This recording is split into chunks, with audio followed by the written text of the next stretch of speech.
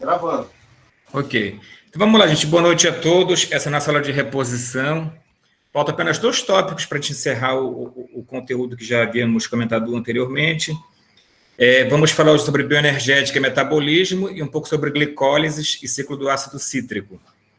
Na verdade, são 2 tópicos bem grandes, né? E já são aí mais de 8 horas. A gente vai tentar fazer uma síntese aqui, explorar principalmente essa parte de bioenergética e glicólise. E a sequência, vou mostrar daqui a pouco, vai ficar mais fácil para vocês em outro momento concluir. Então, vamos lá. O metabolismo é uma atividade celular altamente coordenada, no qual muitos sistemas multienzimáticos cooperam para 1. Obter energia química, capturando energia solar ou degradando nutrientes ricos em energia obtidos no meio ambiente. Que é o caso aí que esse tópico se refere aos animais e vegetais, né? No caso, os seres fotossintetizantes são capazes de capturar energia solar para gerar, né, carboidratos. No nosso caso, nós temos que adquirir os nutrientes no meio, né, através da dieta. Outra coisa importante é converter as moléculas dos nutrientes em moléculas com características próprias de cada célula, incluindo precursores de macromoléculas, e polimerizar precursores monoméricos em macromoléculas, que é o caso de proteínas, ácidos nucleicos, polissacarídeos. Então, tudo isso está relacionado com o metabolismo. Bom, os organismos vivos, eles podem ser divididos em 2 grandes grupos, de acordo com a forma química pela qual eles obtêm carbono do meio ambiente. Ok? Aí surgem os seres autótrofos, que são os autotróficos também, né, posso dizer, podem usar o gás carbônico da atmosfera como sua única fonte de carbono para a produção de suas biomoléculas constituídas de carbonos, evidentemente, né? São casos das bactérias fotossintéticas, das algas verdes e das plantas vasculares, né? São seres autotróficos que utilizam o gás carbônico como sua única fonte de carbono para produzir, né, para biosintetizar as suas moléculas. E os heterótrofos, né, que é o nosso caso, não podem utilizar gás carbônico atmosférico e devem obter carbono a partir de seu meio ambiente, na forma de moléculas orgânicas relativamente complexas, como a glicose, por exemplo. Aí nós temos a relação, né, que tem entre os autótrofos e os heterótrofos. Aqui é bem interessante esse esqueminha aqui, esse desenho. Opa, desculpa, deixa eu voltar aqui. Vou colocar uma canetinha aqui. Sim, ó. Então, o que acontece aqui? Olha, os autótrofos, por exemplo, os vegetais, no caso, né, a partir da fotossíntese, eles utilizam o gás carbônico, né, da atmosfera.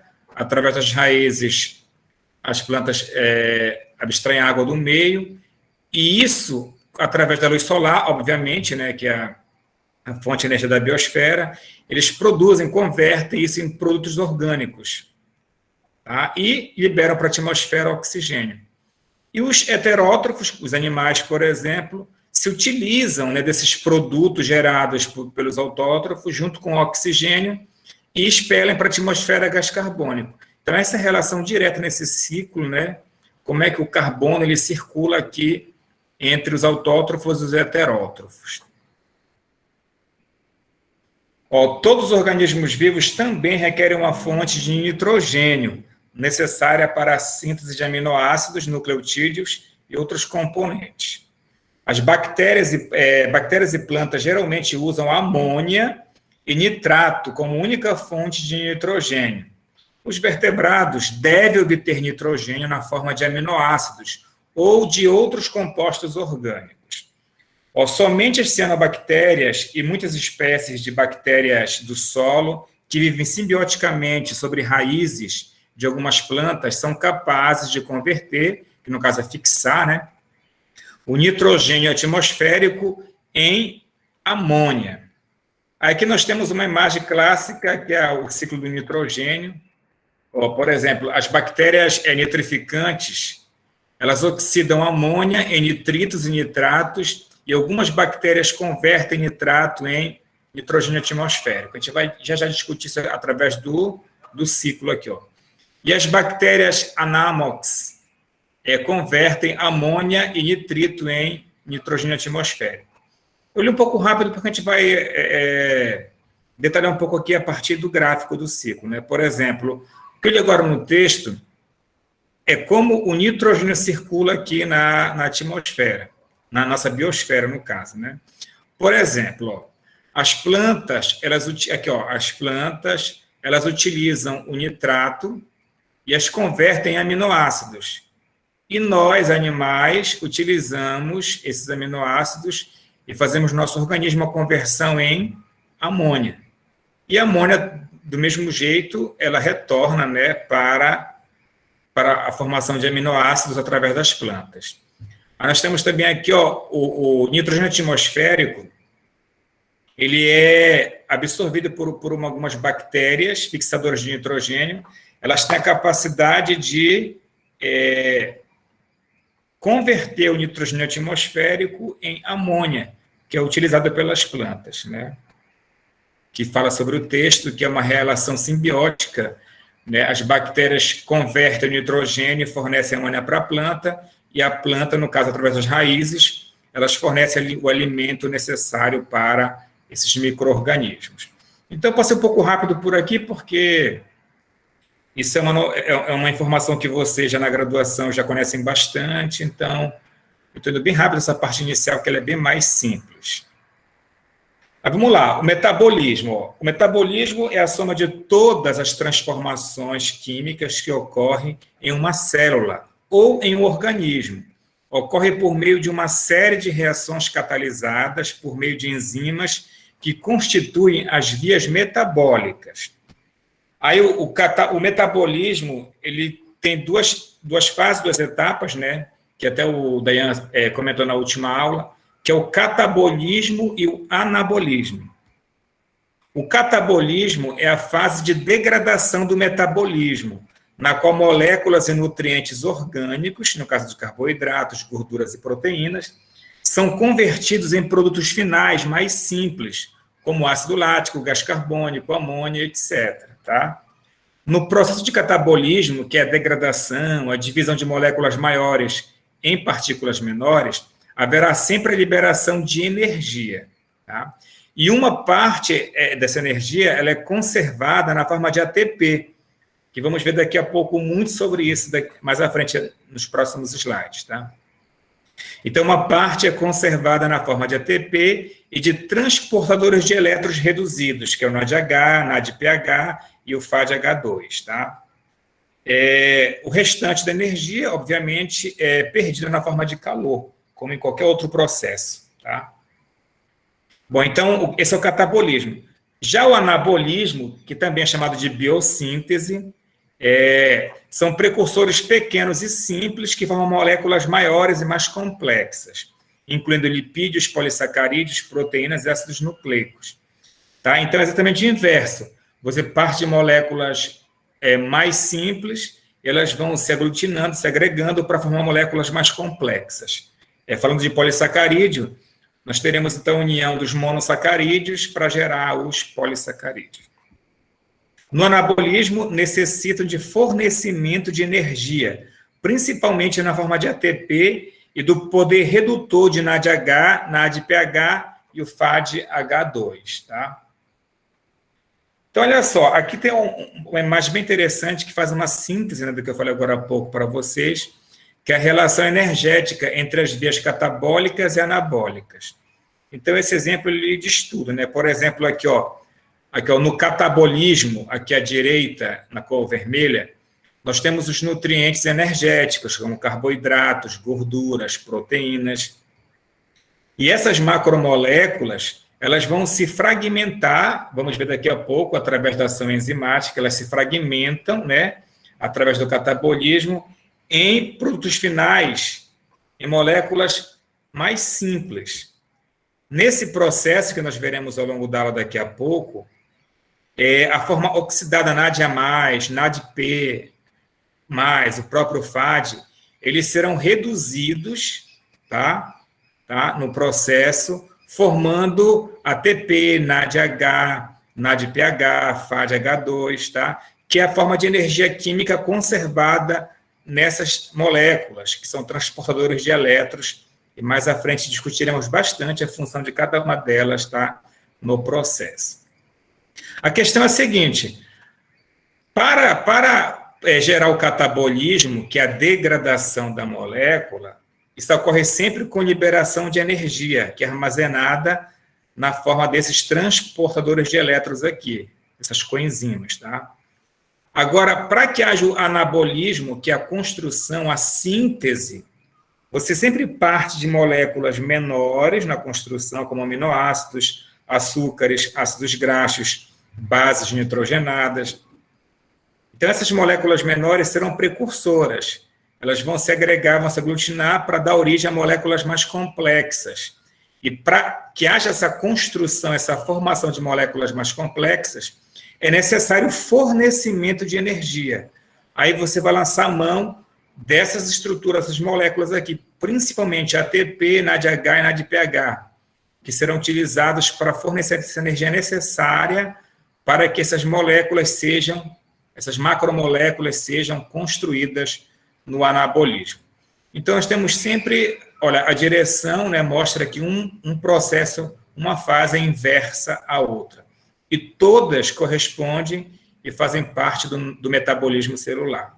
Tanto o catabolismo, que representa a degradação, a decomposição, a fragmentação de moléculas maiores em moléculas menores, tá? Sempre com liberação de energia, e o anabolismo, que é a fase de biossíntese, onde, a partir de moléculas mais simples, menores, tá? Serão originadas moléculas mais complexas. E para que isso ocorra, é necessário o fornecimento de energia. Neto? Oi. Uma dúvida. Os produtos finais do catabolismo serão sempre esses, o dióxido de carbono, a água e a amônia? Aqui embaixo, são os principais. São os principais. São os mais comuns. Nós vamos ver daqui a pouco, principalmente na parte de respiração celular, e tu vais ver que os carboidratos, as próprias gorduras e proteínas, sempre no final do processo, eles liberam gás carbônico e água. Tá? Mas são os mais comuns. Mas todo o processo no metabolismo, que há a degradação de uma macromolécula em fragmentos menores, isso já caracteriza o catabolismo e já ocorre com a liberação de energia. Esse aqui, em geral, é o produto final mesmo, tá? É o final da linha. Essas moléculas relativamente mais simples. Ok? Então, vamos lá. Algumas vias metabólicas são lineares e algumas são ramificadas, gerando múltiplos produtos finais úteis. Tá? Aí aqui eu tenho uma imagem para falar sobre isso. Em geral, as vias catabólicas são convergentes e as vias anabólicas são divergentes. E algumas são cíclicas. Isso aqui é bem interessante. Por exemplo, aqui, em vermelho nas setas aqui à esquerda, nós temos o catabolismo. Observe como eles são convergentes. Nós partimos de várias moléculas menores, elas vão convergindo, nesse caso, para a formação do acetilcoenzima A, que vamos falar bastante na aula de hoje ainda sobre acetilcoenzima A, tá? Ela está aqui numa posição central no processo de metabolismo. Então, olha só, aqui nós temos, por exemplo, a sacarose, glicogênio, amido, né, que são carboidratos. Eles vão, através do catabolismo, eles se fragmentam na sua unidade básica elementar, que é a glicose, que é um monossacarídeo. Tá? Olha, os aminoácidos, alanina, serina e a própria glicose, todos, né, seguem para a formação do piruvato, que é outra molécula muito importante que vamos também discutir na aula de hoje. Tá? E a isoleucina, a leucina, piruvato, fenilalanina, que são aminoácidos, e o piruvato, todos convergem para a formação da acetilcoenzima A. E aqui em cima também, fosfolipídios, triacilgliceróis, ácidos graxos.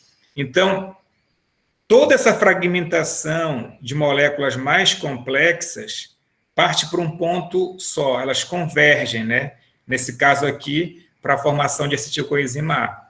E nós veremos hoje também que a acetilcoenzima A, ela entra aqui no ciclo do ácido cítrico, que é uma via cíclica, né?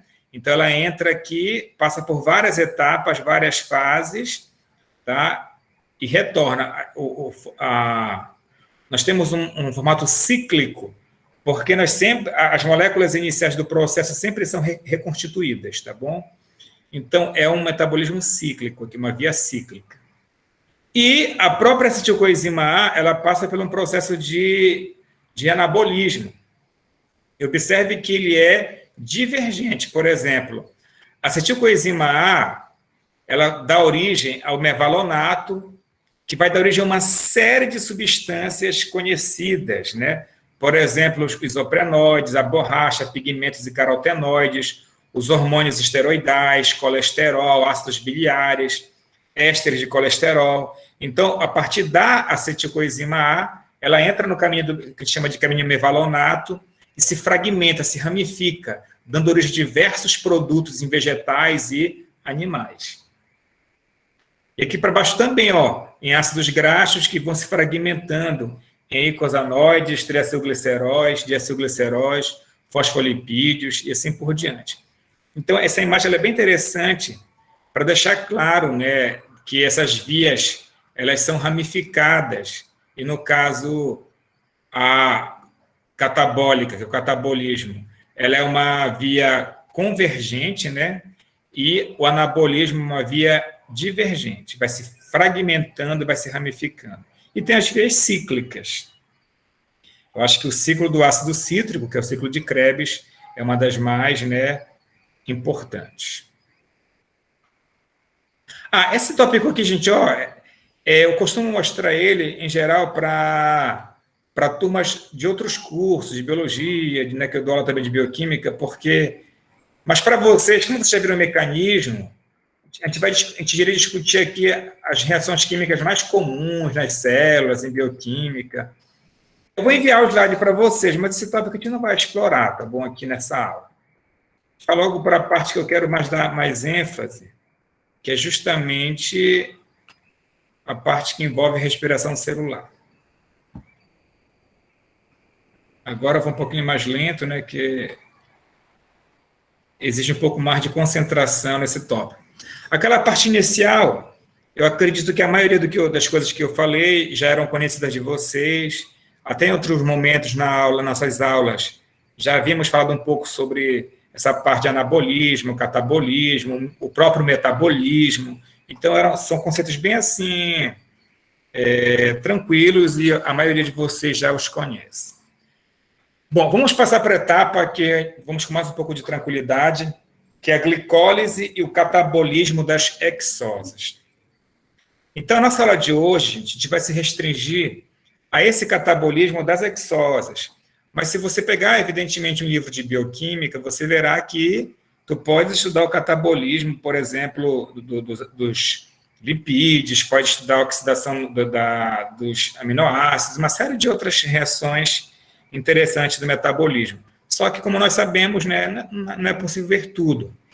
Aí nós vamos focar aqui, centralizar aqui na glicólise, que vamos iniciar agora, e passar rapidamente pelo ciclo do ácido cítrico para dar ênfase para a respiração celular, que eu acho que é o tópico que mais chamou atenção ao longo da disciplina.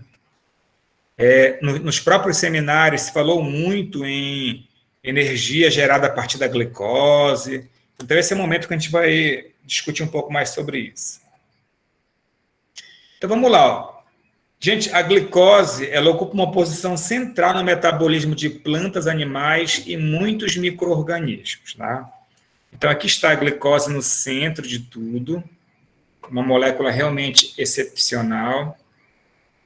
Observe que aqui, a partir da glicose, ela pode dar origem ao glicogênio, amido e sacarose, que são os carboidratos de armazenamento, né? É uma fonte de energia que os animais e vegetais lançam mão para armazenar no organismo. A partir da glicose, pode dar origem à matriz extracelular e polissacarídeos da parede celular, que é a síntese de polímeros estruturais, no caso, né, a celulose, etc. A partir da glicose, nós podemos ter a oxidação pela via da pentose fosfato, gerando a ribose 5-fosfato, essa parte nós não veremos. E, a partir da glicose, que veremos daqui a pouco, teremos a oxidação por glicólise, que vai gerar o piruvato, que vai entrar depois na respiração celular. Então, a gente vai dar ênfase para a aula de hoje nessa última seta aqui, à direita para baixo, que é a oxidação por glicólise, tá? A partir da glicose. Mas antes de iniciar propriamente a glicólise, eu queria mostrar alguns conceitos e mostrar algumas moléculas interessantes para vocês, tá? Primeiramente, nós temos que compreender que se você for considerar a oxidação da glicose em condições padrões, ela libera por mol, a combustão de glicose por mol libera 2.840 kJ/mol. É uma energia muito alta, tá? Então, é óbvio que não é esta energia que as células utilizam, né, para desenvolver suas atividades intracelulares. A gente sabe que não é. É uma energia muito alta, tá? E a gente vai falar um pouco sobre a glicólise e a respiração celular, que a gente vai entender, foi uma das discussões que mais perduraram nos nossos seminários, como é que essa energia é utilizada, essa energia útil é utilizada pelas células para desempenhar as mais diversas funções no nosso organismo. Tá? Se alguém pensava, acreditava que esta era uma reação que representava a energia liberada a qual as células utilizam, não é assim que acontece, tá bom? Não é através da oxidação da glicose, liberando energia, que essa energia é utilizada para desempenhar as funções celulares, não é isso. A glicólise, gente, no caso a glicólise que veremos agora há pouco, a molécula de glicose ela é degradada em uma série de reações catalisada por enzimas, gerando duas moléculas de piruvato. Durante as reações, parte da energia livre da glicose é conservada na forma de ATP e NADH. Então, é justamente através da energia armazenada, através do ATP, que nós vamos ver daqui a pouco, é que será utilizada essa energia da ATP, principalmente através da ATP, para que a célula realize as mais diversas atividades, tá? E o NADH nós veremos daqui a pouco também, que desempenha uma função imprescindível nesse processo, que dá origem, inclusive, a outras moléculas de ATP. Então, esse é apenas o... Oi. Essa é a parte da via glicolítica, né? Se chama a glicose entrar na célula, né? Porque ela tem que primeiro também entrar na célula para poder dar continuidade nesse processo. A gente vai discutir aqui, na verdade, o processo já de catabolismo. As reações que ela participa já em meio intracelular. Entendeu? Então, a gente vai dar ênfase para o processo de respiração celular. Por exemplo, a gente fala muito que a glicose, como um carboidrato como todo, lipídio, são fontes de energia. Não é isso que a gente comenta? Olha, qual é a principal fonte de energia? Carboidrato e lipídio. Nós sabemos, de maneira assim geral, que o catabolismo desses carboidratos e lipídios, por exemplo, gera energia que o nosso organismo necessita para o seu desenvolvimento, crescimento, para que ele possa se reproduzir, né? Só que agora a gente vai entender, o objetivo da aula é compreender como é que essa energia é extraída e utilizada. Deu para entender? A gente vai focar apenas nesse processo de glicólise e gliconogênese, que veremos daqui a pouco, que é a etapa de catabolismo das exoses. Tá? Da mesma maneira que nós discutiremos a glicose, também eu coloquei, porque foi bem interessante, nós tivemos pelo menos 2 seminários que trataram sobre fermentação, e o que eu vou mostrar daqui a pouco para vocês aí vai acrescentar bastante sobre o que foi discutido, né? Foi bacana porque todo mundo já teve uma noção bem ampla, bem interessante sobre a fermentação, e agora a gente vai poder aprofundar, eu tenho certeza que vai ajudar bastante, tá? Então, a fermentação é um termo geral para a degradação anaeróbia da glicose ou de outros nutrientes orgânicos para obtenção de energia conservada como o ATP. Então, na verdade, nós vamos ver daqui a pouco, como eu falei muito em ATP, nós vamos nos próximos slides aí falar especificamente sobre ATP. A gente vai ter uma noção por que ela é uma molécula que armazena e transfere essa energia nesses processos do metabolismo. Então, olha só. A variação em energia livre da hidrólise do ATP, ela é grande e é negativa. Por exemplo, aqui está a estrutura, ó, que é a adenosina trifosfato, que é a ATP, ela é formada pela molécula de adenina, um açúcar, ribose, e o grupo trifosfato. Mas a região da molécula de ATP que merece atenção é justamente esse grupo trifosfato. É aqui que está basicamente o segredo do sucesso aí, né, da molécula de ATP. Porque observe que nós temos aqui, olha que interessante, apenas nessa pequena região da molécula, 4 cargas negativas. Ó. Isso gera uma repulsão gigantesca nesta região. Isso faz com que a energia desta molécula vá lá para cima. Então, numa reação de hidrólise, como a água aqui atua como nucleófilo, o par de elétrons do oxigênio se liga ao fósforo, tá? O par de elétrons aqui, ó, que estava oxigênio e fósforo, fica com oxigênio, e neste caso a água remove o grupo fosforil. Neste caso, o que acontece aqui, ó? O grupo fosforil aqui, ó, quando se liga à molécula de água, gera aqui, ó, este íon fosfato aqui, ó, que na verdade que é o bifosfato, né, que é o HPO4-, 2- aqui, ó, aqui está ele. O que acontece aqui, gente, ó? O que chama atenção nessa estrutura aqui desse grupo é que haverá estabilização por ressonância desse grupo. Isso faz com que esse produto tenha uma excelente estabilidade. E o que isso vai interferir no processo? Então, olha só, quando a molécula de água por hidrólise retira o grupo fosforil,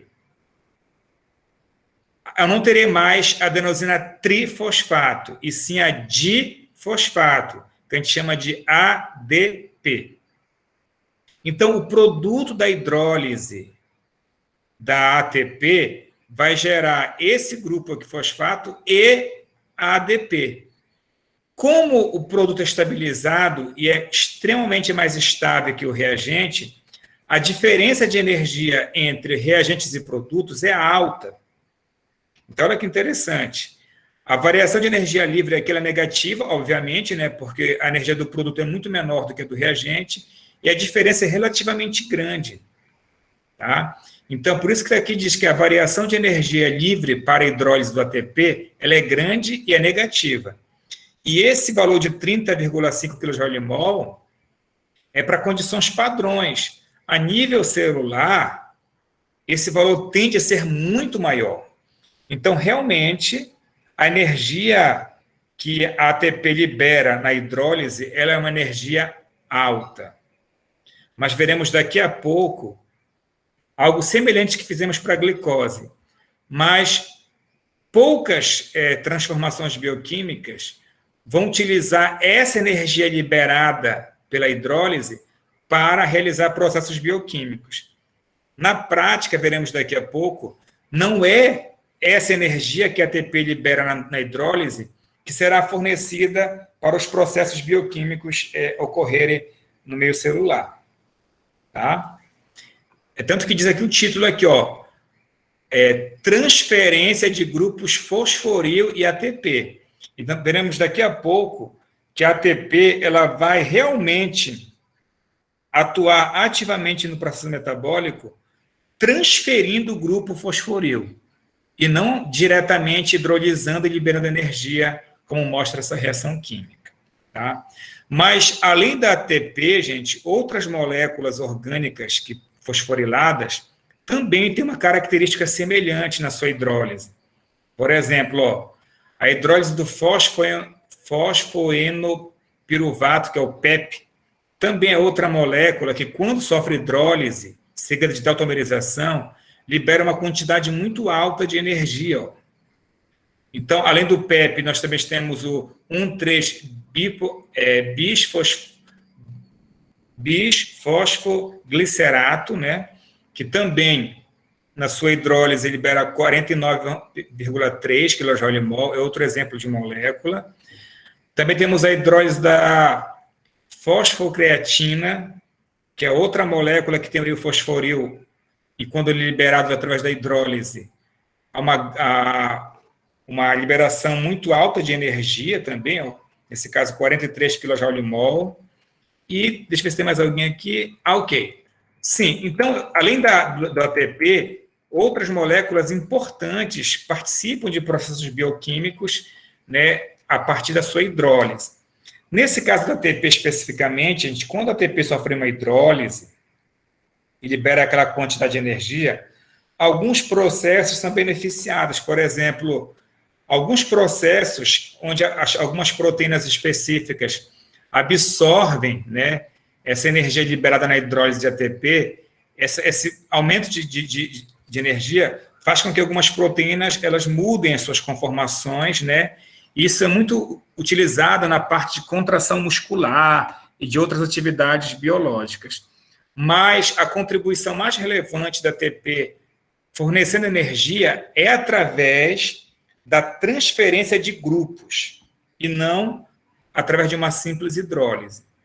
Então, é muito comum você abrir o livro de bioquímica e ver esse tipo de representação aqui, ó. Como é que vamos interpretar essa representação aqui? O glutamato, ele vai interagir com a amônia, com NH3. Tá? Essa interação vai gerar a glutamina, essa molécula aqui à direita. Esse processo, ele requer a participação da ATP. E como é que eu interpreto essa representação aqui em cima da seta? Significa o seguinte, que a ATP, nesse processo, ela fornece um grupo fosforil, como vimos agora há pouco, né? E produz a ADP. Do jeito que está escrito assim, nós poderemos interpretar da seguinte forma, ó. Quando a ATP hidrolisa, ela gera energia e essa energia liberada auxilia no processo, na reação química. Na verdade, não é isso que acontece. Essa reação, na prática, ela ocorre em duas etapas. Apesar de nós, de maneira rotineira, representarmos assim, ó. Mas, na prática, é assim que você tem que interpretar. Ó, o que aconteceu aqui, na verdade? A ATP, ela participa ativamente da reação química, através de uma ligação covalente mesmo. Então, o que acontece? A ATP, ela fornece para o glutamato o grupo fosforil, que entra bem aqui, ó, na extremidade aqui, ó, formando o glutamil fosfato, tá? Então, esse processo todo aqui está conectado. O fosfato está ligado diretamente a esse aminoácido aqui, ó. E depois, observação, quando o fosforil ele se conecta aqui ao aminoácido, ele eleva o conteúdo energético do complexo aminoácido fosforil, tá? Em outro momento, haverá a entrada da amônia, que no caso é na forma de NH2, e a saída do grupo fosforil da molécula, para gerar glutamina. Então, o que é importante destacar aqui, gente, que na maioria dos casos mais relevantes de transformações bioquímicas, a ATP ela participa desta forma, transferindo, tá, para o substrato o grupo fosforil. Deu para entender? Ficou claro isso aí? Então, a ATP ela participa ativamente, através de uma ligação covalente. Ela fornece, ela transfere um grupo fosforil para o substrato. E não apenas hidrolisando e liberando energia. Deu para entender a diferença? Oi. Entendi isso aí, mas eu tenho uma outra questão com aquele slide anterior. Então, quando a diferença desse processo que usa o ATP em relação aos outros processos, que eles são de hidrólise, todos os outros são de hidrólise, né? Certo. Então, a evolução optou pelo ATP, porque se nós observarmos a energia, né, o ATP é o que menos gera de todos esses grupos, né? Ele só gera 30 kJ. Mas aquilo que eu te falei, aqueles modelos lá que são mostrados, eles são modelos teóricos que a gente faz a partir de condições ideais, né? Condições padrões. Quando você vai para o meio celular, é difícil você definir com precisão, por quê? Cada ambiente celular, cada tipo de célula tem uma concentração diferente desses componentes, que vai gerar no final, por exemplo, essas condições padrões que a gente fala, a gente considera 1 mol, a hidrólise de 1 mol de ATP, né? E quando você considera, por exemplo, o ambiente celular, essas concentrações, elas são muito variadas, depende muito do tipo do meio celular. Mas o valor real, ele é bem acima daquele valor de 30 lá que nós mostramos agora há pouco. E repito, os principais, vamos ver daqui a pouco alguns exemplos, tá? As principais reações onde a ATP participa, né, fornecendo essa energia necessária, é através da transferência de grupos, como mostrado nesse exemplo aí, e não através de uma hidrólise que libera calor que vai auxiliar em outras reações químicas. Então, ela efetivamente participa da reação, através de uma ligação covalente. Essa era a minha dúvida. E esse processo do ATP, o mecanismo dele é diferente por transferir aí o fosforo. O grupo, sim, isso. Enquanto os demais, eles liberam apenas uma energia que favorece a outros processos metabólicos. Eu coloquei também porque às vezes a gente centraliza e foca sempre na ATP, mas na verdade tem outras biomoléculas, né, que também participam, não obviamente, né, tão assim, de maneira tão prática como a ATP, mas outras moléculas também contribuem nesse processo. Por isso que eu coloquei outros exemplos, porque a gente fala sempre só ATP, e mais ninguém. Bom, olha, a ATP, ela doa grupos fosforil, o grupo pirofosforil e o adenilil. Isso vai depender muito de qual fósforo vai participar na hidrólise. Olha, isso aqui é bem interessante, porque, por exemplo, aqui um grupo pode ser um álcool, outro grupo qualquer que tem oxigênio como nucleófilo. Se esse oxigênio aqui ele interagir como nucleófilo no fósforo da posição gama aqui, o que vai acontecer? Ele vai retirar apenas o grupo fosforil, que é o PO3 2-. Tá? Aí a pergunta é, como é que sabe, né, que ele não leva o PO4? É porque experimentos com oxigênio marcado aqui radioativo, O18, comprovaram que quando o nucleófilo ataca o fósforo, ele leva apenas o PO3 2-, que é o grupo fosforil, e não o grupo fosfato, que seria o PO4. Tá? Por isso que ele forma aqui, quando ele retira o grupo fosforil, tá? Ele gera aqui o grupo e o ADP, que é a difosfato aqui, os restantes. Quando essa interação do nucleófilo é feita nesse fósforo central, que é a posição beta, ele já vai gerar o grupo pirofosforil, que ele já vai levar os dois grupos, né? Aí vai restar só o monofosfato aqui, apenas um grupo fosfato. E quando esse ataque nucleofílico aqui é sobre o fósforo da posição alfa, ele já vai se associar a essa estrutura toda chamada de adenilil, que é quando o grupo que está interagindo no nucleófilo se associa à ribose adenina aqui, formando esse grupo aqui, todo.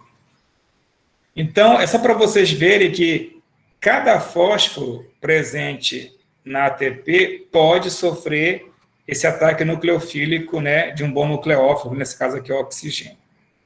Formando o ADP ou a AMP, que é o adenosina monofosfato, ou a adenilil, que é esse grupo todo aqui, que forma.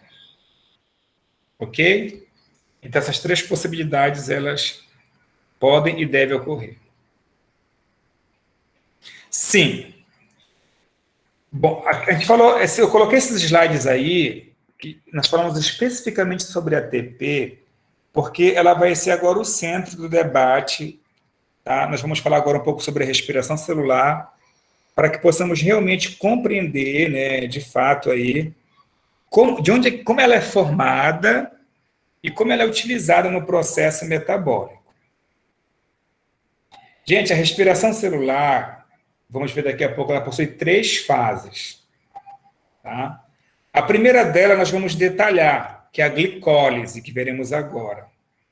E vamos passar rapidamente pelo ciclo do ácido cítrico e comentar a última etapa lá da cadeia respiratória, tá?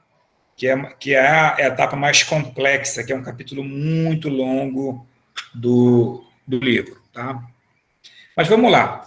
O principal objetivo da aula de hoje era dar ênfase para a glicólise. Então, daí a companhia. A partir de uma molécula de glicose, que ela pode chegar no meio celular por diversos fatores, ou vindo diretamente da corrente sanguínea, partindo do glicogênio, ou diretamente do intestino, diretamente para a corrente sanguínea, enfim. Uma vez que a glicose chegou no meio celular, ela vai sofrer o processo de glicólise, tá? Que é o catabolismo que vai ocorrer com essa hexose. É importante saber, claro, que a glicólise é uma reação que tem 10 etapas, 10 reações, divididas em 2 fases. A gente chama de fase 1, que é a fase preparatória, e a fase 2, que é de pagamento ou compensação. Então, vamos lá, vamos compreender. Agora a gente vai com muita calma, porque eu acho que a parte principal da aula é justamente esta. Fique à vontade para ir interrompendo e perguntando, tá bom? Então, vamos lá. Bom, a primeira coisa que acontece com a glicose, tá? É esta etapa aqui, ó, onde a glicose se converte na glicose 6-fosfato. Ok? O que aconteceu aqui? Houve o acréscimo, né? Houve a participação de uma molécula de ATP,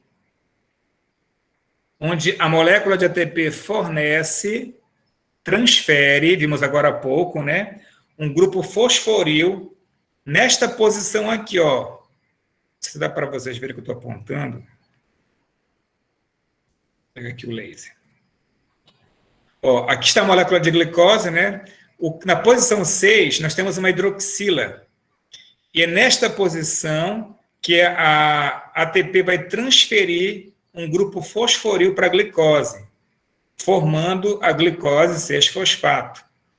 Nesta etapa 1, nessa primeira reação, a enzima responsável pelo processo é a hexocianase, tá? Enzima responsável por essa primeira reação química. É uma reação bem tranquila, vimos agora há pouco, né, como é que acontece.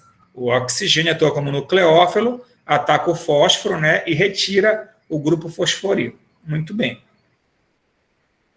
Na segunda etapa, o que aconteceu? A glicose 6-fosfato, ela se converte na frutose 6-fosfato. Então, neste caso aqui, já ocorre uma isomerização. Tá? A enzima responsável por essa etapa aqui é a fosfohexose isomerase. Tá? E como é que acontece esta transformação? Nós chegamos a ver alguns mecanismos, né, de isomerização, mas eu vou, de qualquer maneira, mostrar isso aqui para vocês. Ó, nós temos aqui a glicose 6-fosfato, agora há pouco. Ó, nós aprendemos que, lá em carboidratos, que essa estrutura cíclica, né, ela coexiste em equilíbrio com a estrutura aberta da glicose. Aqui a representação à esquerda da enzima, da fosfohexose isomerase. E esta enzima aqui no sítio ativo, ela tem uma base de líons, que é um nucleófilo, que vai abstrair esse próton aqui, ó, que está ligado ao carbono 2 da glicose. Então, essa base, ela retira esse próton, o par de elétrons vem e forma uma dupla entre o carbono 2 e o carbono 1. E o par de elétrons π da ligação da carbonila abre e fica com oxigênio, fica acomodado no oxigênio. Ok? No segundo momento, o que vai acontecer? Esse próton aqui, ó, ele é retirado da molécula de glicose, o par de elétrons gera uma carbonila, aqui é o carbono, aqui uma carbonila, e os elétrons da ligação dupla abrem e capturam um próton aqui do meio enzimático, aqui, ó, formando esta outra molécula aqui, ó, tá? E, finalmente, nessa última etapa aqui, haverá novamente a ciclização. Opa, desculpa, sem querer.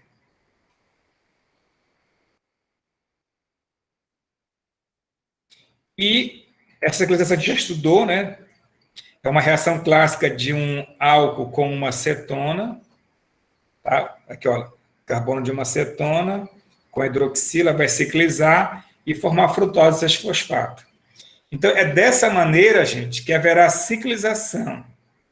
Desculpa, a isomerização da glicose 6-fosfato em frutose 6-fosfato. Só diminuir aqui para a minha luminosidade desse... Ok.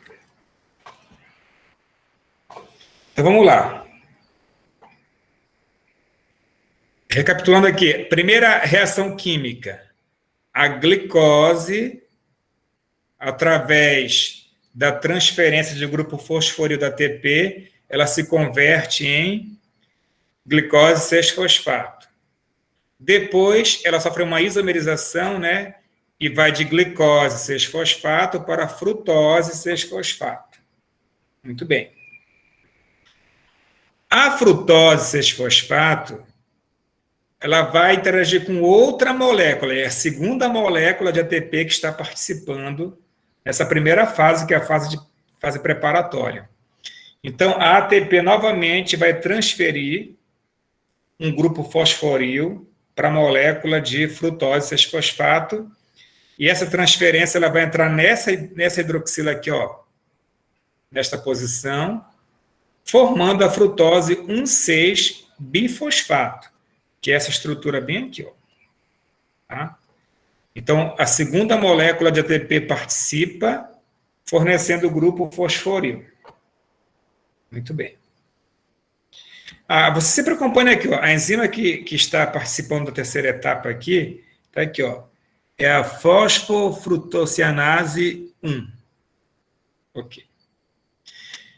Bom, a frutose 1,6-bifosfato, ela vai agora, na próxima etapa, na quarta reação, sofrer uma clivagem. Ela vai sofrer uma clivagem e vai se dividir em duas moléculas. E aqui nós também temos o mecanismo para mostrar esse processo. Deixa eu ver aqui. Então, vamos lá. Aqui está a estrutura da frutose 1,6-bifosfato, tá? Novamente, estrutura cíclica, ela coexiste com a estrutura aberta. Aí você vem acompanhando aqui o fluxo das reações, né? Olha, nesse caso aqui, a aldolose é a enzima responsável, né? Ela tem aqui, ó, um resíduo de lisina, que é o aminoácido, tem o grupo NH2 aqui, ó, que atua como nucleófilo, ataca o carbono 2. Então, a ligação, o par de elétrons da carbonila abstrai um próton aqui fora. Ó. É a primeira transformação que ocorre. Tá? Ao fazer isso, fica obviamente positivo o átomo de nitrogênio. Depois vem uma base do meio, retira esse próton do nitrogênio e o par de elétrons gera uma dupla com o carbono. E isso expulsa o grupo hidroxila, que vai se associar ao hidrogênio aqui fora para formar água, que sai da molécula. Aí nós temos aqui essa estrutura aqui, ó. Ok? Deu para entender? Na sequência, daqui a pouco eu vou enviar esse slide para vocês, aí vocês podem, quando forem estudar, acompanhar aqui o texto, lendo, tá bom? Mas agora acho que não é conveniente. Então, depois vem uma base, retira esse próton, o par de elétrons gera uma carbonila aqui entre carbono e oxigênio, e haverá uma clivagem nesse ponto aqui, ó. O par de elétrons sobe para gerar uma dupla entre os carbonos aqui em cima, E a última dupla, o par de elétrons π retornar ao nitrogênio, deixando ele novamente neutro. Então, há uma clivagem nesse ponto e a liberação dessa estrutura bem aqui, ó, que é justamente a molécula do gliceraldeído 3-fosfato aqui, ó. Tá? E o restante da estrutura continua conectada aqui no sítio ativo da enzima. Ok? E depois, o que vai acontecer? O par de elétrons do nitrogênio retorna para gerar uma dupla com carbono, para formar uma base de chifre, e o par de elétrons da ligação dupla abstrai um próton aqui fora, ó, tá? Formando esta estrutura aqui, ó.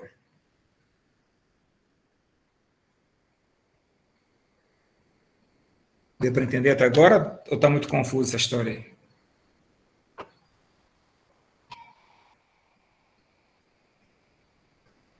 E o que acontece na última etapa aqui, do último processo aqui, ó? Acontece uma hidrólise, né, da base de chifre e forma a molécula de dihidroxiacetona, tá, fosfato. Então, todas essas etapas aí foi para mostrar a clivagem que ocorreu na molécula de frutose 1,6-bifosfato em duas moléculas, uma de gliceraldeído 3-fosfato e a de hidroxiacetona fosfato. Tá? Que são essas duas moléculas aqui, ó. Isso tudo, estamos na quarta reação química. Deixa só um minuto para pegar aqui uma água rapidinho aqui.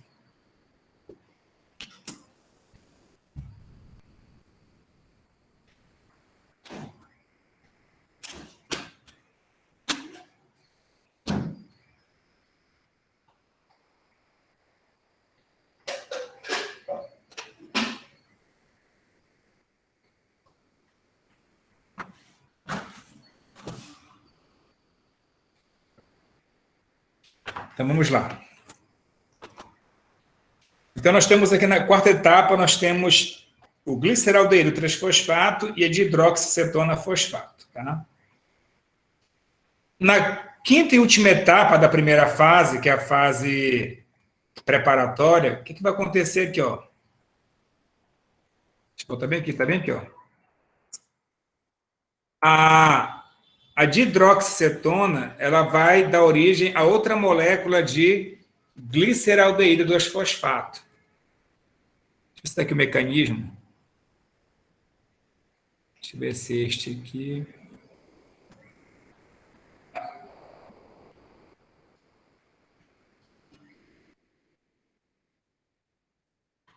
Eu coloquei aqui.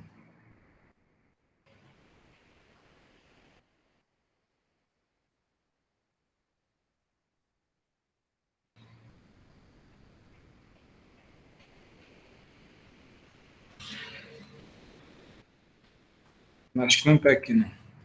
Mas, enfim, ó. Então, essa molécula de hidroxiacetona fosfato, ela vai dar origem a outra molécula de gliceraldeído 3-fosfato. Tá? É por isso que aparece aqui agora, ó, duas, tá? Gliceraldeído 3-fosfato, são duas moléculas. E a partir de agora vai iniciar a fase de compensação. Por que esses nomes compensação, né, pagamento? Porque assim, ó, a fase preparatória é como se tivesse havido um investimento, né, de energia através de ATP, e agora haverá compensação. Porque a ideia no final de tudo isso, gente, é gerar ATP, como nós sabemos. Então, na fase de compensação, haverá formação de moléculas de NADH e ATP. Então, vamos lá. Na sexta reação química aqui, o que vai acontecer? O gliceraldeído 2-fosfato, ele vai sofrer uma oxidação seguida de fosforilação. Então, olha só, esse número 2 que aparece aqui na frente, gente, é porque sempre é em duplicata, porque são duas moléculas de piruvato, tá bom? Mas o que interessa é o seguinte, eu já vou mostrar o mecanismo para ti agora.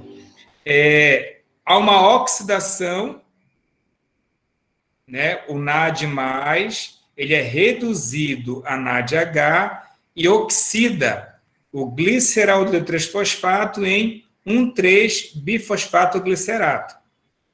E observe uma coisa bacana, que o fósforo que entra aqui agora, o grupo fosfato, não é proveniente da ATP, e sim do fosfato inorgânico aqui, ó, tá? Que eu acho que esse mecanismo bem aqui, ó. Bora ver. Então, aqui está o gliceraldeído 3-fosfato, tá? Então, aqui no meu enzimático, a enzima essa bem aqui, ó, gliceraldeído 3-fosfato desidrogenase. Aqui, ó, no sítio ativo da enzima, o enxofre menos aqui eu estou como nucleófilo. Ele ataca o carbono carbonílico, né, do gliceraldeído, e o par de elétrons vem para o oxigênio, se acomoda no oxigênio. Aí que entra em ação o NAD+. O NAD+, ele vai retirar, tá, esse próton aqui, ó, da molécula, e o par de elétrons do oxigênio forma uma dupla, gerando uma carbonila bem aqui, ó. Uma carbonila. E agora sim, a adição do fosfato inorgânico, justamente no carbono carbonílico, e ocorre ruptura, né, da molécula com o sítio da enzima. É importante destacar que esse NADH que se formou aqui, ele é reoxidado a NAD+, que é justamente para reiniciar depois o processo com outra molécula de gliceraldeído 3-fosfato. Tá? Então, toda essa transformação que vimos aqui transformou o gliceraldeído 3-fosfato em 1,3-bifosfoglicerato, tá? Desculpa, esses nomes são realmente bem chatos de ler. Estão acompanhando aí ou alguém se perdeu? Daiane, galera, estão acompanhando?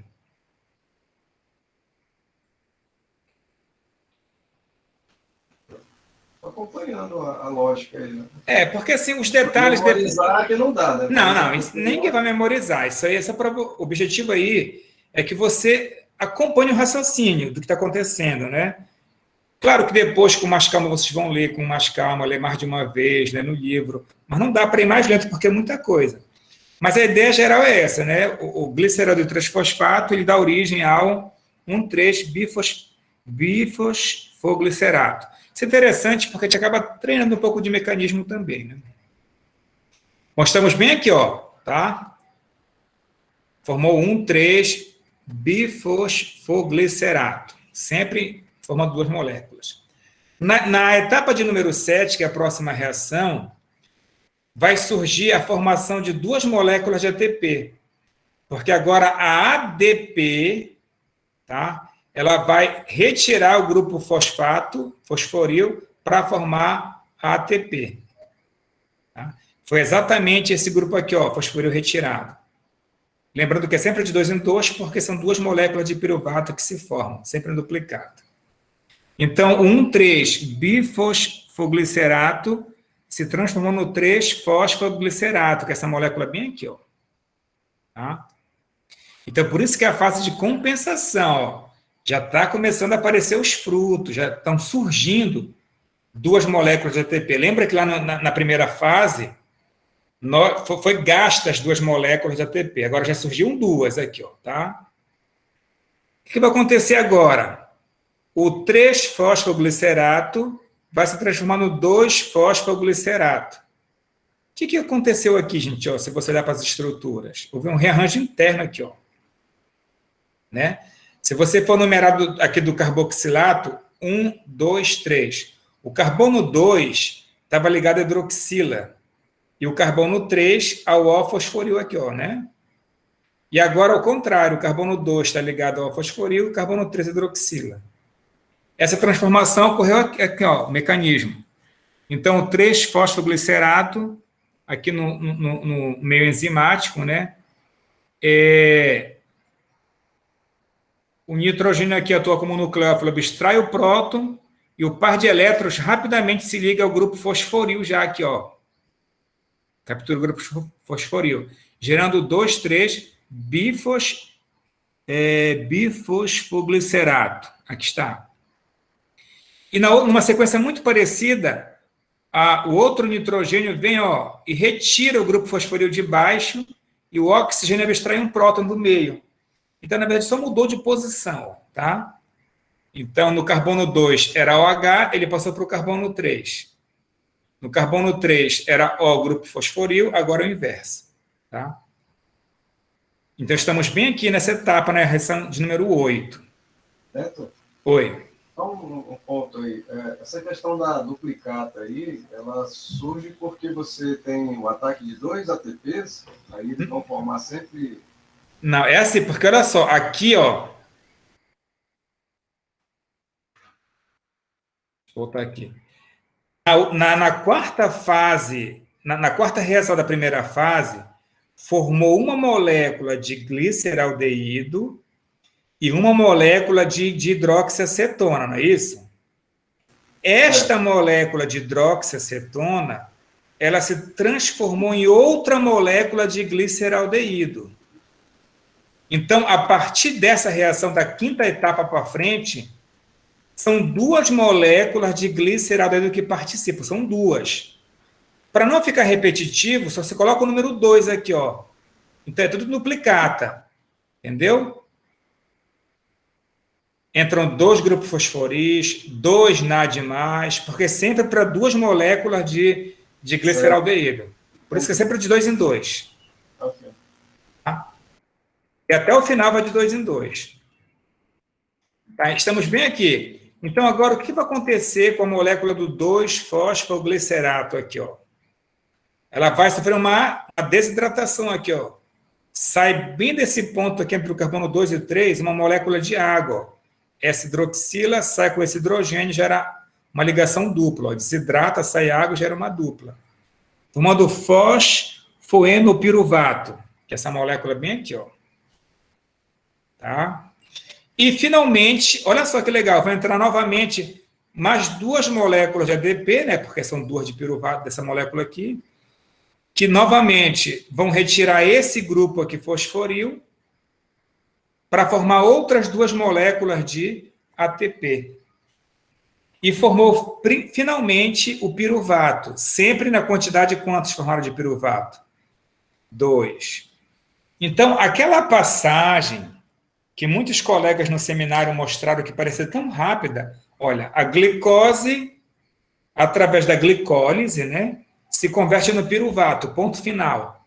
Aí vocês viram o caminho percorrido para a glicose se converter no piruvato. São 2 fases e 10 reações químicas, 10 etapas. E ele gastou, então, 2 ATPs e gerou 4, saldo. Isso, a gente vai falar agora sobre esse saldo. Tá? Porque, além da ATP, entrou aqui nessa etapa o NADH. Cadê minha caneta? Espera aí que sumiu. Deixa a minha canetinha aqui, meu laser. Aqui apareceu. Entrou o NADH, que daqui a pouco tu vais entender que ele tem uma função importantíssima nesse processo. Tá? Então, aí gerou... Aí vem um balanço que tu falou agora há pouco.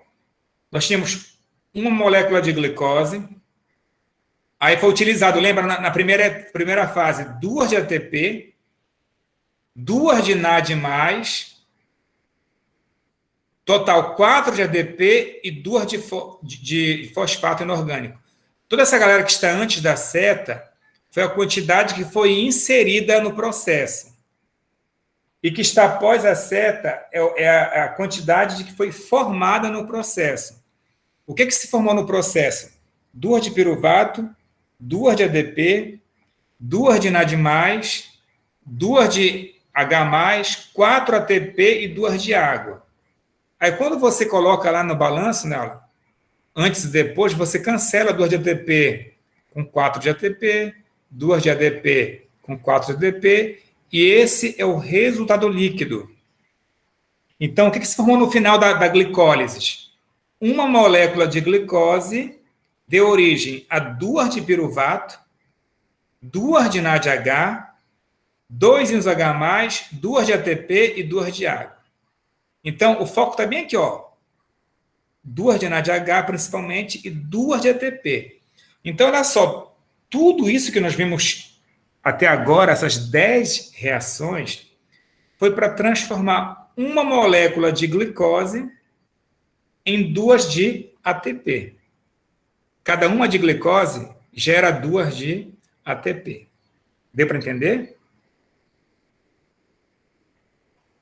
Acompanhou aí, daí? Sim. Agora, tem uma parte que vocês vão gostar, principalmente para quem viu fermentação. Olha que legal.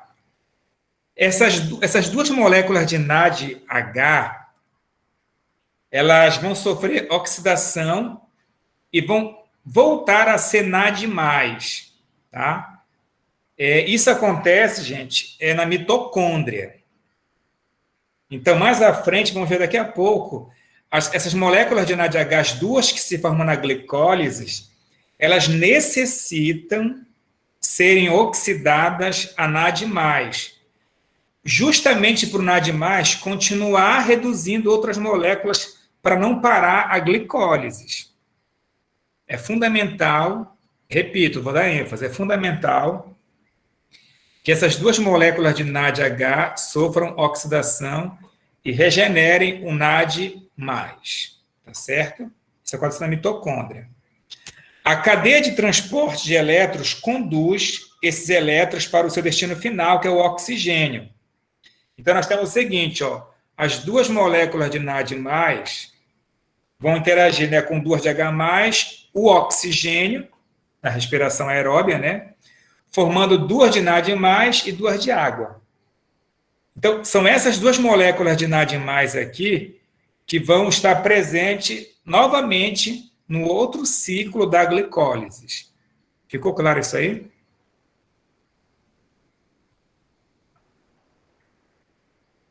Ou ficou confuso? Eu dei ênfase sobre a formação do NAD+, aqui, porque isso vai estar completamente relacionado com o que veremos agora, que é a fermentação. Ficou claro ou ficou confuso? É como se fosse um processo de reciclagem. Isso, vou voltar aqui um slide para te mostrar em que etapa acontece esse fenômeno aqui, ó.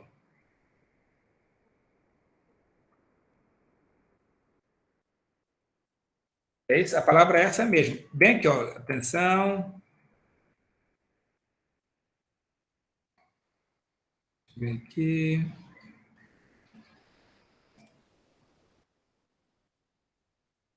Olha só, nessa etapa aqui, gente, o NAD+, ele é fundamental nesse processo que transforma o gliceraldeidrotrifosfato em 1,3-bifosfoglicerato, tá ok? Tá aqui ele, ó, NAD+.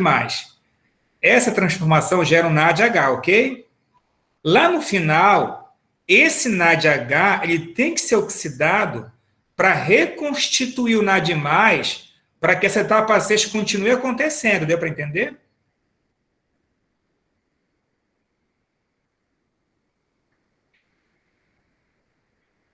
Essa etapa 6 precisa do NAD+, para ocorrer. Então, é fundamental que lá no final da glicólise, o NADH formado, ele seja novamente oxidado a NAD+, para que a etapa 6 da glicólise continue acontecendo, tá? Neto, esse processo, ele sugere que há uma conservação de certos elementos químicos dentro da mitocôndria. Né? Sim, a gente sempre pensa naquela questão da termodinâmica e no processo de entropia, que algo vai se perder em termos de energia, né, que se dissipa. Sim. E aí parece que nesse processo de reciclagem é como se houvesse uma constante e contínua preservação desses elementos, do H, do NAD. Eles são fundamentais. A energia que se perde em forma de calor é naquelas etapas que tem hidrólise, que é uma liberação de calor, e parte delas da energia não é utilizada em forma de calor, acaba sendo desperdiçada. Mas nesse contexto, tu falou realmente é imprescindível. Inclusive, se o NADH+, não for reoxidado, simplesmente para de ocorrer a glicólise. É isso que a gente vai entender daqui a pouco na fermentação. Tá? Essa parte eu acho que vai ser bem interessante para vocês. Ó, então vamos lá. 2 fases aconteceram, 10 etapas, 10 reações, tudo isso para gerar o piruvato. Tá bem aqui, ó, no nosso esquema aqui, ó. Olha que bacana. Tudo que nós vimos até agora aí sobre glicólise está bem aqui, ó, nesse pedaço bem aqui, ó. Glicólise, 10 reações, formou 2 de piruvato. Muito bem. O piruvato, ele pode seguir vários caminhos. Se eu for descendo aqui, que é um ambiente aeróbio, ou seja, na presença de oxigênio, ele vai ser oxidado a gás carbônico e água. Tá? Primeiro, obviamente, ele vai gerar acetilcoenzima A, que veremos daqui a pouco. Ela vai entrar no ciclo do ácido cítrico, mas no final tudo vai se resumir a gás carbônico e água. Tá? Então, isso acontece em todos os organismos, animais, vegetais, em meio aeróbio, tá? Na presença de oxigênio. Isso veremos daqui a pouco. Só que em ambientes com hipoxia ou condições anaeróbias, o piruvato segue outro caminho. Ele produz etanol e gás carbônico, que é através da fermentação, através de leveduras, do etanol.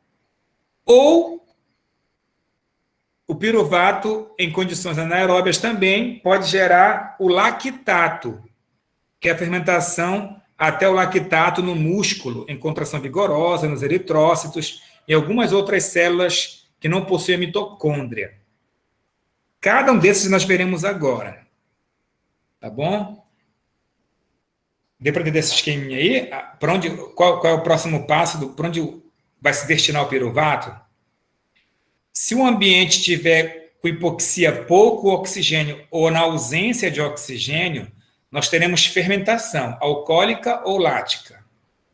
Se o ambiente for aeróbio, ou seja, tiver disponibilidade de oxigênio, o piruvato vai se oxidar a acetilcoenzima A, entra no ciclo do ácido cítrico, até a cadeia respiratória, e tudo termina em gás carbônico e água. Nesse ambiente que você se refere aí é a mitocôndria. Isso, o ambiente celular é onde tudo acontece. Onde chega o oxigênio para que haja a reação. Tá? Então vamos ver um por um agora. Vamos começar com a fermentação láctea. Gente, primeiramente, o que nós temos que entender, que eu acho que é a parte imprescindível desse tópico aqui.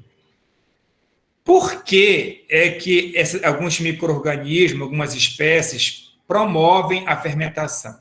Primeiramente, nós sabemos, lá na atmosfera primitiva, lá dos primórdios, na evolução, né, dos organismos, que a atmosfera ela não tinha oxigênio. Então, esses organismos, eles precisaram, né, obter energia na ausência do oxigênio. Então, eles lançaram mão desse processo que eu vou explicar agora de fermentação, no qual há obtenção na produção de ATP sem a necessidade de oxigênio. Eu falei agora há pouco para vocês que o NADP, o NADH, ele precisa, lembra, ser oxidado a NAD+, para que a glicólise continue acontecendo. Lembra disso, Dayan? Falei agora há pouco? Sim. Sim, então olha só. Mas para que isso aconteça, é necessário a presença do oxigênio. Em ambientes que não têm oxigênio, como é que vai acontecer? Esses micro-organismos, eles vão utilizar o piruvato, tá? E vão, olha só, oxidar o NADH e reduzir o piruvato a lactato. Quando o piruvato reduz, ele oxida o NADH a NAD+. Então, isso é um mecanismo que o organismo utiliza para produzir, olha quem? O NAD+, para que a glicólise continue acontecendo. Estás entendendo? Então, assim, a pergunta é, a nível de evolução, por que os organismos fazem fermentação? O objetivo do organismo, nesse caso, é produzir o lactato? Essa que é a ideia do organismo? O que tu achas aí? Não, ele só procurou uma outra forma de transformar o NADH em NAD+. Perfeito. O objetivo aqui era oxidar o NADH em NAD+. E isso teve como produto a formação do lactato. Essa que é a ideia que a gente tem que entender. Isso, claro, acontece em organismos que possuam a enzima lactato desidrogenase. Ela que é responsável por essa transformação. Não é qualquer organismo que a possui. Então, nem todo mundo consegue gerar essa transformação. Então, o que acontece aqui, ó? A glicose, através da glicólise, né, ela se transforma em piruvato. Isso converte 2 moléculas de NAD+, em 2 de NADH, vimos agora há pouco. Quando o piruvato se converte no lactato, ele regenera as 2 moléculas de NAD+.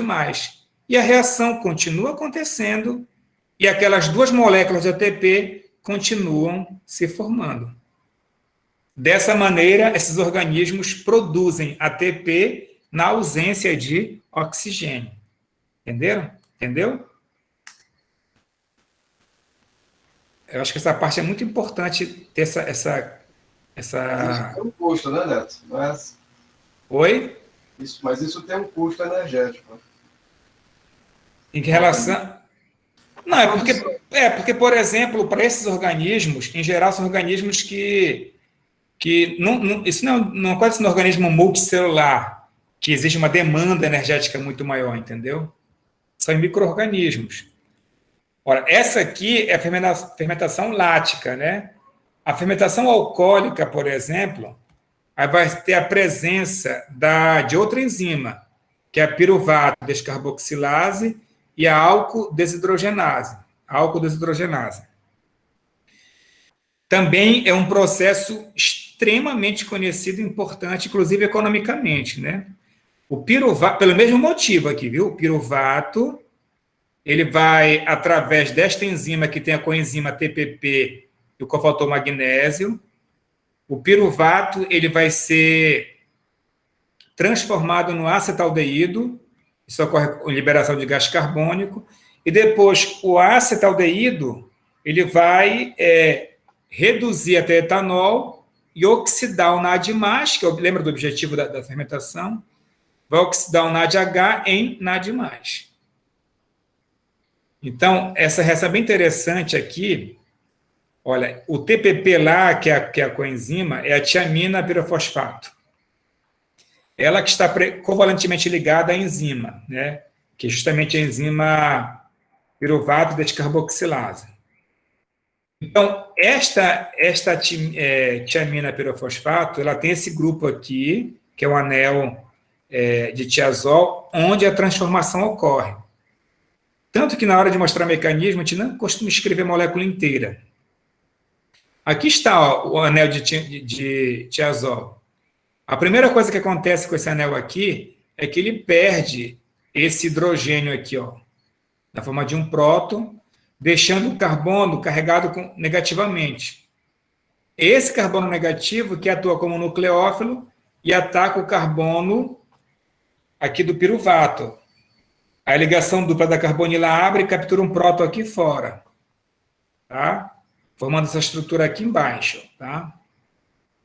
E depois, o par de elétrons do oxigênio aqui do carboxilato gera uma dupla com carbono e a clivagem dessa ligação carbono-carbono liberando CO2. Esse é um processo de descarboxilação, liberação de CO2.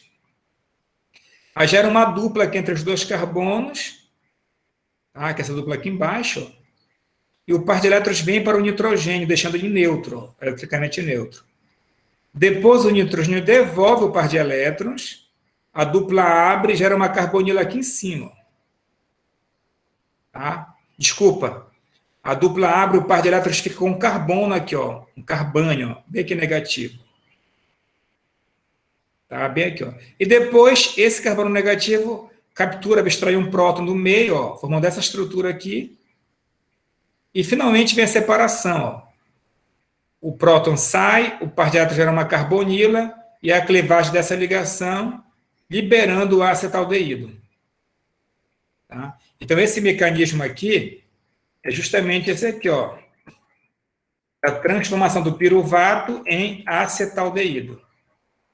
Depois que o acetaldeído está formado, aí que ele vai interagir com o NADH. Essa transformação bem aqui, ó.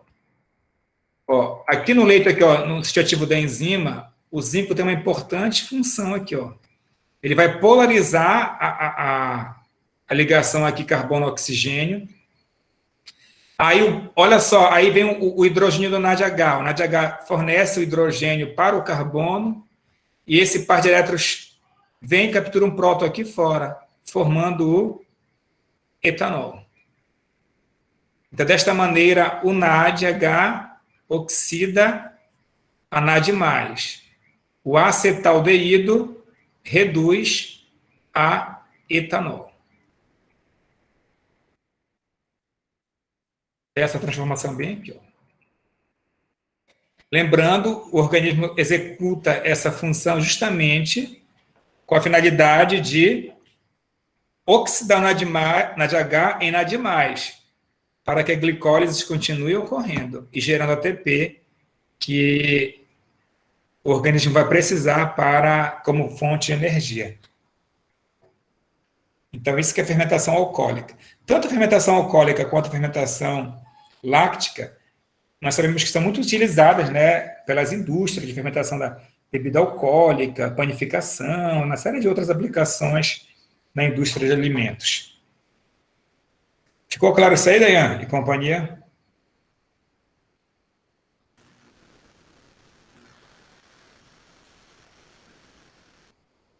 Deu para entender? Ou está confuso?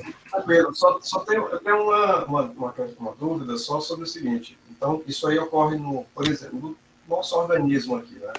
Então, nós temos aí a nossa mitocôndria, que está dentro da célula, uma organela, e, então, quer dizer, dentro de cada célula, o organismo está fazendo essa seletividade. Olha, se tiver pouco oxigênio, a gente vai para a fermentação. Se tiver pouco oxigênio, a gente vai na... Tem micro-organismos que vivem em total ausência de oxigênio. Então, eles sobrevivem especificamente sobre a fermentação. No nosso caso, por exemplo, os eritrócitos, que são essas células vermelhas, não possuem mitocôndria. Então, mesmo na presença de oxigênio ali, que é o nosso caso, os eritrócitos fazem fermentação e geram, por exemplo, o lactato, deu para entender? No nosso músculo esquelético também, numa atividade vigorosa, como nos seminários foram mencionados aí, que é um ambiente de hipoxia, também há a formação de ácido lático, que é o lactato. Só que no nosso caso, no organismo, esse lactato, que causa aquele desconforto muscular que foi mencionado no seminário, com repouso muscular, ele passa para a corrente sanguínea e vai até o fígado. E no fígado ele é depois regenerado em forma de glicose. É por isso que um repouso você se recupera, né, desse problema. Mas é nesse sentido, viu? Nós, essencialmente, seguimos o outro caminho no nosso organismo principal, que eu vou mostrar agora, que é do meio aeróbio, que passa pelo ciclo do ácido cítrico, pela cadeia respiratória, na mitocôndria, entendeu? Mas outros organismos que vivem em hipoxia ou na ausência de oxigênio, principalmente as leveduras e outras bactérias e micro-organismos, eles realmente, essencialmente, vivem de fermentação. Essa alternativa. Entendeu? Perfeito, porque a gente assim, escuta comumente essa questão de quando você está fazendo uma atividade física e você produz ácido lático, né? Sim. Então, isso, assim, então, o ácido lático está mais presente nessas células dos músculos. Eu acredito que seja por isso, nessa produção. E então, por isso eu imaginei que, do tipo de a função, né, da célula ou do tecido celular, é que ele vai ter aí uma decisão aí dessa questão de o processo de metabolismo vai ser anaeróbico ou aeróbico. Em circunstâncias... Preferencialmente aeróbico, né, que é o que... Sim, em circunstâncias de hipoxia, com certeza haverá produção haverá uma fermentação, isso não tinha dúvida. Tá? Então, outro tópico, a gliconeogênese. Olha, gliconeogênese, no caso, é a produção pelo nosso próprio organismo de glicose, porque nós adquirimos glicose na dieta, né, etc., mas o nosso organismo também produz glicose. Eu acabei de mencionar agora há pouco o fato do ácido lático, do lactato, ir para o fígado e ser convertido em glicose, né? Faz parte da gliconeogênese.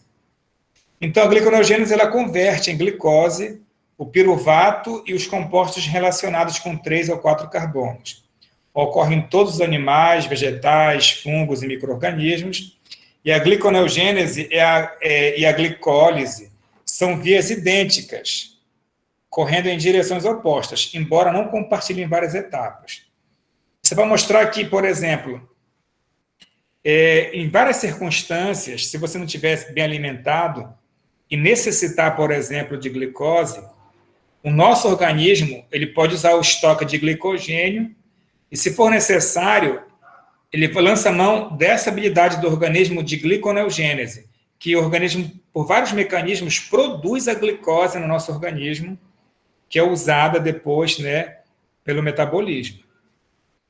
Esse último parágrafo que diz que a gliconeogênese e a glicólise são vias idênticas ocorrendo em direções opostas, embora compartilhem várias etapas, significa o seguinte, que não dá para te pensar que a gliconeogênese, por exemplo, é um caminho inverso da glicólise. Se o piruvato tu voltar à fita, tu volta a ser glicose. Não é possível. Até porque na glicólise, algumas etapas são irreversíveis, tá? Mas muitas etapas são reversíveis e compartilham entre a glicólise e a gliconeogênese. Mas esse é um artifício, um mecanismo do nosso organismo importante, que é sempre acionado quando há déficit de glicose no nosso organismo, ela deve ser produzida. Bom, eu coloquei aqui o ciclo do ácido cítrico, mas você viu que é cansativo mostrar cada etapa da reação, como mostrei na glicólise. Vocês vão depois olhar com calma, é só seguir aqui o fluxo, né, do ciclo.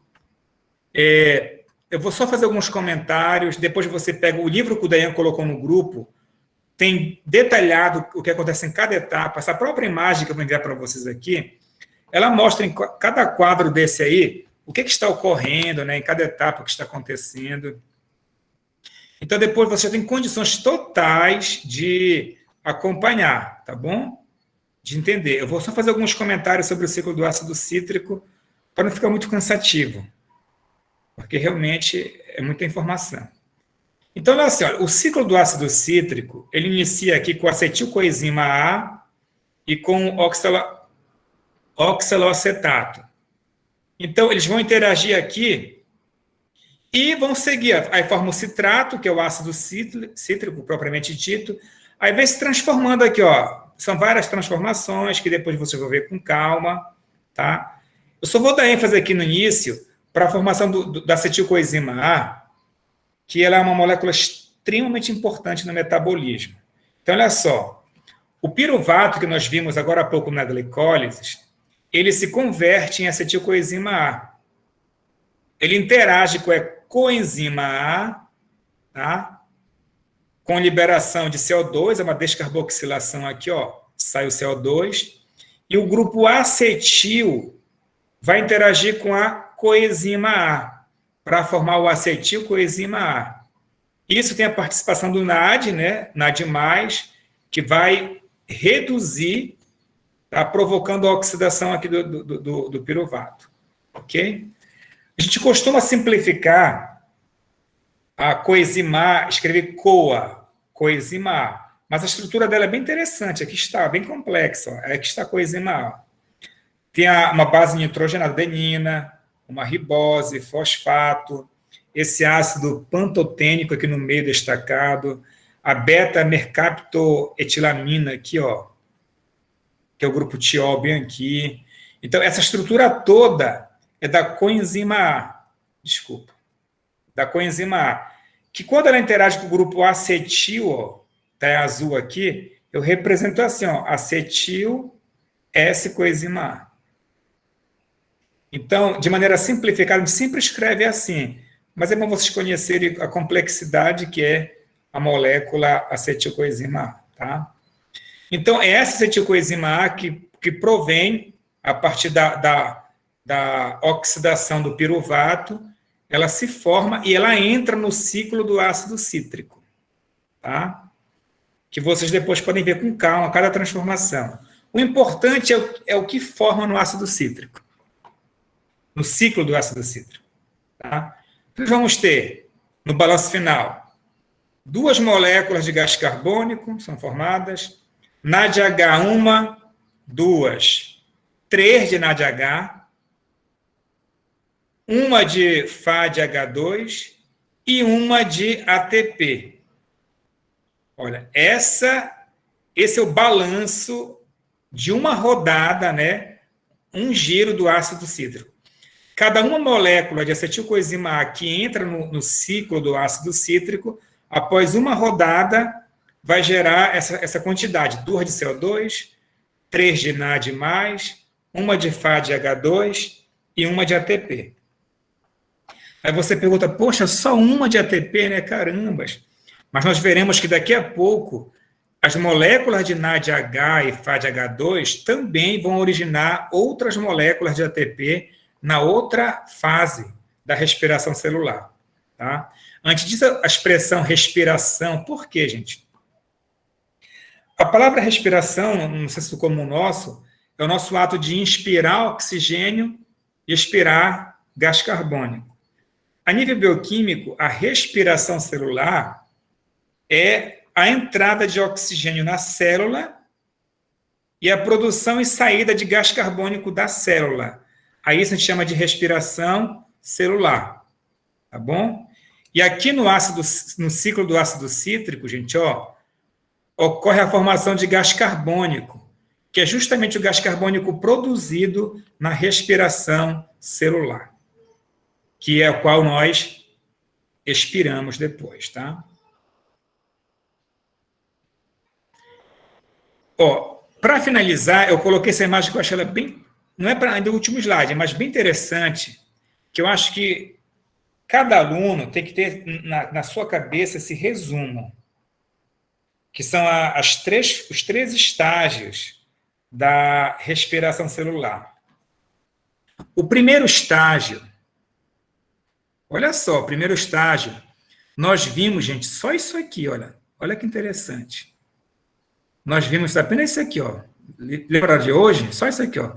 Glicose participou da glicólise e gerou piruvato. Lembra? O piruvato oxida até acetilcoenzima A, tá? Aí vem para o segundo estágio. A acetilcoenzima A entra no ciclo do ácido cítrico, que vimos agora há pouco, e esses produtos que se formam no ciclo do ácido cítrico, o NADH e o FADH2, entram no último estágio, que é a fosforilação oxidativa. Lembra que eu mencionei que eles vão sofrer oxidação até NAD+, e liberar elétrons e hidrogênios para o oxigênio, que vai transformar isso em, no final, água. E grande quantidade de ATP. Então, vamos lá com calma agora. O primeiro estágio, repetindo, moléculas combustíveis de glicose, ácido graxo e alguns aminoácidos são oxidados a acetilcoenzima A. Por exemplo, Edayan, a tua equipe vai apresentar amanhã sobre lipídios, né? Se vocês fossem estudar, não sei se vocês viram, o catabolismo de lipídios, que é a degradação dele, a degradação de ácidos graxos vai dar origem a quem? Recai tudo onde? Acetilcoenzima A. Aminoácidos, acetilcoenzima A. O que nós vimos hoje foi com a glicose, mas tanto com aminoácidos, lipídios, ácidos graxos, no caso, glicose, tudo chega até a acetilcoenzima A. É ela que vai entrar no ciclo do ácido cítrico. Deu para entender? No estágio 2, o grupo acetil, né, que entrou no ciclo do ácido cítrico, oxida enzimaticamente a gás carbônico, né, que é liberado. A energia liberada é conservada. Olha, a palavra é essa, viu? Interessante, Dayan. A energia ela é conservada, né, nos transportadores de elétrons reduzidos, NADH e FADH2. E são eles, no último estágio, que são oxidados, doando prótons e elétrons. Os elétrons são transferidos para quem? Para o oxigênio, lembra? O sistema aeróbio, na mitocôndria, por meio de uma cadeia de moléculas transportadoras de elétrons, conhecidas como cadeia respiratória. A energia liberada é conservada, olha só, na forma de ATP, que esse processo se chama fosforilação oxidativa, que é um capítulo gigantesco no livro de bioquímica. Tá? Fosforilação oxidativa quer dizer colocar mais um fosfato lá no ADP, né? Inserir mais um fosforilo. Né? Isso lembrando que tudo é um processo de oxidação. É quando o NADH e o FADH2, ao oxidar, eles transferem para o oxigênio os elétrons, para a cadeia respiratória. E essa tabela resume a história todinha aqui, ó. Olha que bacana. Aqui resume das 3 fases, desde a glicólise até a última etapa. Olha que bacana. Olha só, toda vez que o NADH se forma, lembra que, ao sofrer oxidação, ele transfere elétrons para o oxigênio. Isso, no final, vai dar origem a moléculas de ATP. Então, observe, olha, 2 ATP, ok, 2 ATP. 2 de NAD+, forma 5 de ATP. 2 de NAD+, 5 de ATP. 2 de NAD+, mais 5 de ATP. Isso no último estágio, tá bom? Ó, 2 de FADH2 gera 3 de ATP. 2 de NADH forma 5 de ATP. Conclusão. Uma molécula de glicose, apenas uma molécula de glicose, após os 3 estágios da respiração celular, gera no final 30 a 32 moléculas de ATP. Entendeu? O balanço final. Apenas uma molécula de glicose. Isso só no estágio final, né? Ela tem que chegar lá na glicólise, lembra? Gera 2. No ciclo do ácido cítrico, gera 1. É o último estágio, que é o estágio que realmente é uma grande quantidade de formação de ATP. Na última fase. Mas somando os 3 estágios, né, Neto? Dá em torno de 38. Isso. Porque não dá um valor exato, porque tem algumas etapas que, depende do mecanismo, gera mais ou menos moléculas de ATP. Mas essa aqui é a média mesmo. Entendeu? Como tudo está conectado. Neto, uma curiosidade, né? Porque quando nós falamos em gasto de energia, nós nos referimos a nós, seres humanos. Né? A gente fala de calorias, né? Uhum. E na célula a gente fala em kilojoules mol. Como é que a gente converte aí? Quantas calorias equivale a 1 ATP? Ou isso aí, se nós pegarmos uma molécula de glicose que produz de 30 a 32, tá? 32 ATPs, isso convertido em calorias significaria o quê? Para ter uma ideia assim, de conversibilidade. Tem esse valor, o que tu estás falando aí, por exemplo, é aquela reação que eu mostrar no início. Né? 1 mol de glicose, quando oxidado, ele gera 2.000, eu não lembro agora o valor, mais de 2.000 quilocalorias por mol. Lembra disso que eu mostrei? 2.840. Pois é. Esse é o valor que libera na oxidação de 1 mol de glicose. Só que o nosso organismo, ele não utiliza nos processos metabólicos naquele formato de energia. Por exemplo, liberou energia, a outra molécula absorve para resolver. Não é assim que funciona. Até porque essa energia é tão alta que ela seria capaz de destruir diversos processos bioquímicos, algumas moléculas. A maneira pela qual os processos biológicos são utilizados a nível de energia é por esses pequenos pacotes de energia que são as unidades de ATP. A ATP, ao transferir os seus grupos fosforílicos ao longo dos processos bioquímicos, ela vai paulatinamente transferindo energia dessa maneira, através da transferência de grupo. E não, por exemplo, uma reação que liberou calor e esse calor foi a usina, como acontece numa termoelétrica, por exemplo, né? Que você aquece a água, a energia liberada faz a água aquecer, o vapor de água transforma em energia elétrica, não é por aí, entendeu? A maneira pelo qual esses processos ocorrem é justamente pela transferência de grupos, Sim. Quer dizer, de maneira dosada, certo. só o suficiente para que a reação bioquímica ocorra.